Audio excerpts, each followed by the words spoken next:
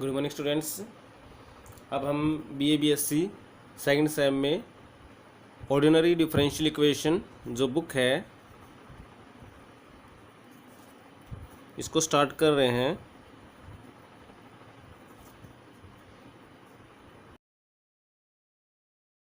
इसका first chapter है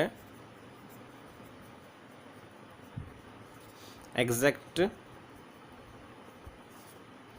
differential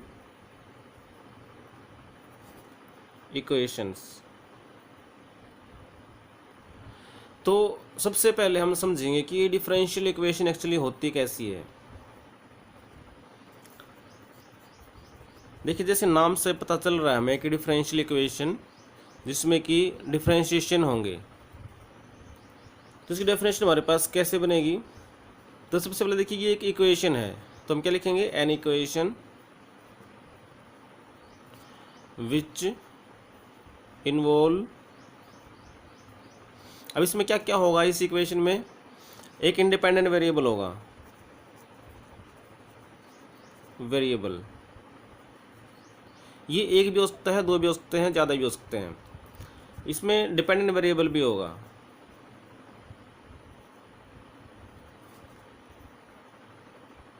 इसको हम एक ही लेके चलते हैं। और क्या होंगे, इस डिपेंडेंट वेरिएबल के डिफरेंशिएशन होंगे and derivatives of dependent variable with respect to independent variable.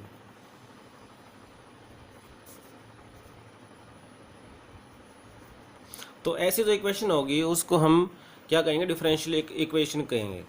Example देखिए, जैसे हमने सपोज किया कि x is independent variable, let x is independent variable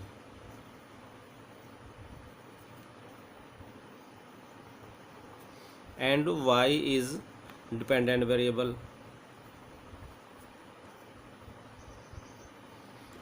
तो dy/dx जो होगा वो डेरिवेटिव हो जाएगा ऑफ y जो कि डिपेंडेंट वेरिएबल है विद रिस्पेक्ट टू x जो कि इंडिपेंडेंट वेरिएबल है। तो अब इस एक ऐसी इक्वेशन चाहिए जिसमें x भी हो इंडिपेंडेंट वेरिएबल, y भी हो डिपेंडेंट वेरिएबल, उसका डेरिवेटिव वन टाइम डेरिवेटिव हो सकता है, टू टाइम डेरिवेटिव हो सकता है। जैसे एग्जांपल लिया हमने कि dy/dx प्लस में y और प्लस में x इज इक्वल टू 0। तो ये कैसा रिलेशन आ गया, x में, y में और डेरिवेटिव में, तो ये एक डिफरेंशियल इक्वेशन हो गई। और देख सकते हैं, जैसे हमने लिया कि dy/dx इसका स्केयर है और माइनस में ये मान लीजिए 2x है और इक्वल टू 0 है, तो ये भी डिफरेंशियल इक्वेशन है। तो ऐसे किस तरीके से हम डिफरेंशियल इक्वेशन बना सकते हैं। अब करते हैं types of differential equation.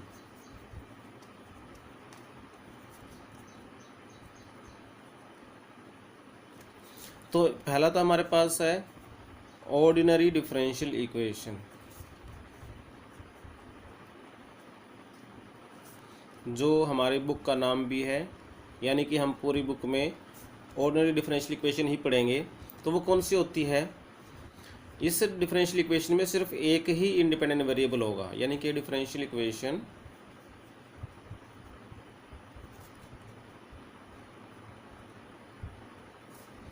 Which involve only one independent variable. Second हमारे पास है partial differential equation.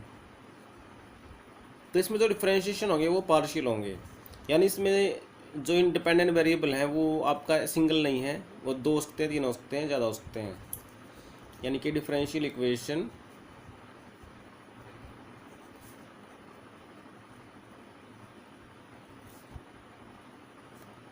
which involve partial derivatives with respect to more than one independent variables. इसको हम नेक्स्ट ईयर में स्टडी करेंगे, थर्ड सेम में। तो फिलहाल हमारा फोकस रहेगा ऑर्डिनरी डिफरेंशियल इक्वेशन के ऊपर, जिसमें कि सिर्फ एक ही इंडिपेंडेंट वेरिएबल है जिसको हम एक्स लेके चल पड़ेंगे, और जो डिपेंडेंट वेरिएबल उसको हम वाई लेके चलेंगे। तो वाई का डेरिवेटिव एक्स के रिस्पेक्ट में होगा। तो जिस तरह की इक्वेशंस हैं वैसी इक्वेशन हमारे पास कुछ होंगी।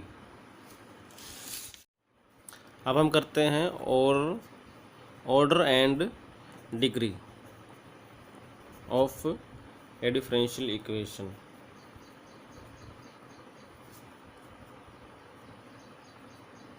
तो यहाँ पर डिफरेंशियल इक्वेशन का मतलब है कि ऑर्डिनरी डिफरेंशियल इक्वेशन जिसमें कि सिंगल इंडिपेंडेंट वेरिएबल है। हम ये पढ़ने वाले हैं पूरी बुक में।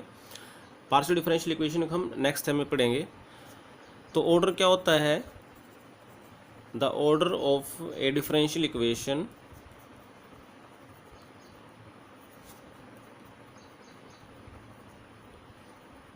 या पढ़ भी चुके हो वैसे तो +2 में, इज द ऑर्डर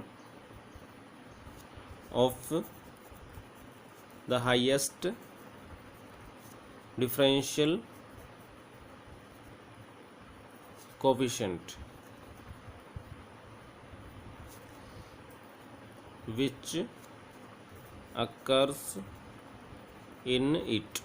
यानी जो डिफरेंशियल इक्वेशन है उसमें डिपेंडेंट वेरिएबल का कितनी बार डेरिवेटिव किया हुआ है, मैक्सिमम कितनी बार किया हुआ है, 2 बार है, 3 बार है, 4 बार है, तो वो उसका ऑर्डर हो जाएगा। अब डिग्री की बात करें, the degree of a differential equation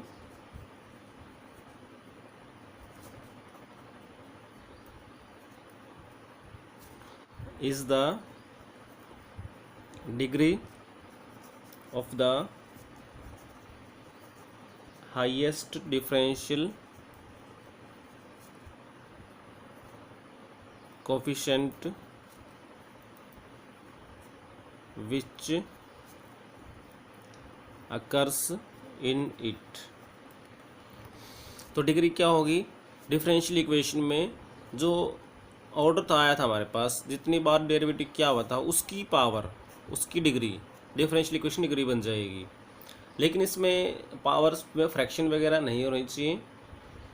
तो जैसे एग्जांपल देखिए, d2y/dx² - y = 10x एक डिफरेंशियल इक्वेशन है। इसमें मैक्सिमम डेरिवेटिव हुआ 2 टाइम्स, तो इसका ऑर्डर हो गया 2 और डिग्री हो जाएगी, इसकी पावर क्या है 1, तो इसकी डिग्री हो गई 1। अब करते हैं हम solution of a differential equation. अब डिफरेंशियल इक्वेशन तो हम समझ गए क्या होती है, एक relation between independent variable x, dependent variable y and the derivative of y with respect to x and higher order derivatives. तो वो एक डिफरेंशियल इक्वेशन हो जाएगी। सॉल्यूशन क्या होगा? डिफरेंशियल इक्वेशन है जो, उसका सॉल्यूशन क्या होगा? एक रिलेशन होगा हमारे पास, किसके बीच में? y के बीच में और x के बीच में। That is y may be a function of x which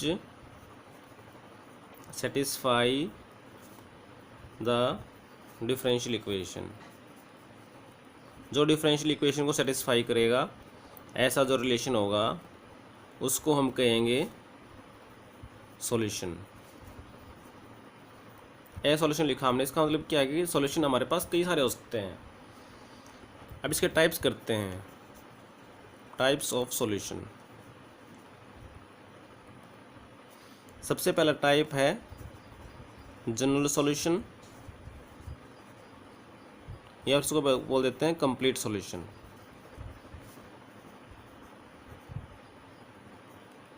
यानी कि solution which contains same number of arbitrary constant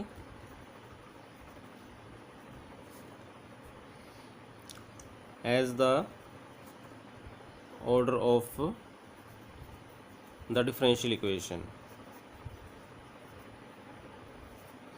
हम बात कर रहे हैं ऑर्डिनरी डिफरेंशियल इक्वेशन की, जिसमें कि एक ही सिंगल इंडिपेंडेंट वेरिएबल होता है।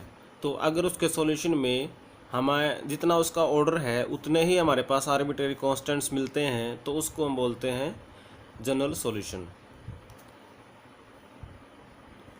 नेक्स्ट हमारे पास है पार्टिकुलर सॉल्यूशन।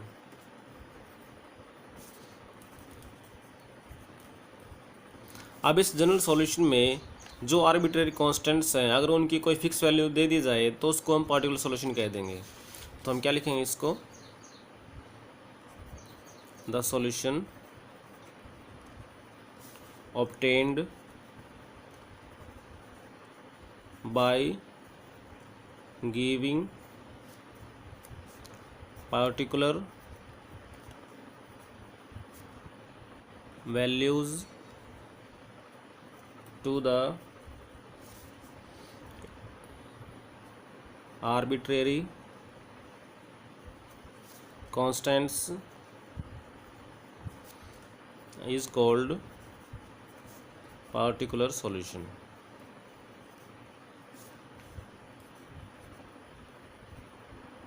तो आर्बिट्रेरी कांस्टेंट्स जो भी होते हैं, जिसको हम लिख देते हैं ए बी सी, इस तरह से अगर उनकी वैल्यूज दे दी जाए, मान लीजिए ए की वैल्यू 2 दे दी जाए, बी की वैल्यू -1 है, सी की वैल्यू 5 है, तो उस तरह से जो सोल्यूशन बनेगा उसमें कोई आर्बिट्रेरी कांस्टेंट नहीं होगा, उसको हम पार्टिकुलर सोल्यूशन बोल देंगे। अब थर्ड टाइप है हमारे पास सिंगुलर सॉल्यूशन। तो देखिए सॉल्यूशन तो है ए सॉल्यूशन, लेकिन हम इसको which does not contain any arbitrary constant, इसमें कोई आर्बिट्रेरी कांस्टेंट नहीं होता।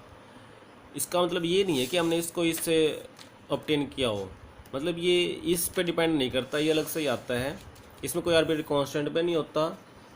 And also it is not obtainable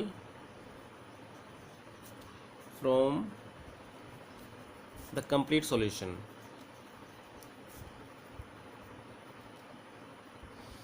और ये इस कंप्लीट सॉल्यूशन या जनरल सॉल्यूशन से ऑब्टेन नहीं किया जाता, ये अलग से ही हम इसको फाइंड आउट करते हैं। Is called singular solution.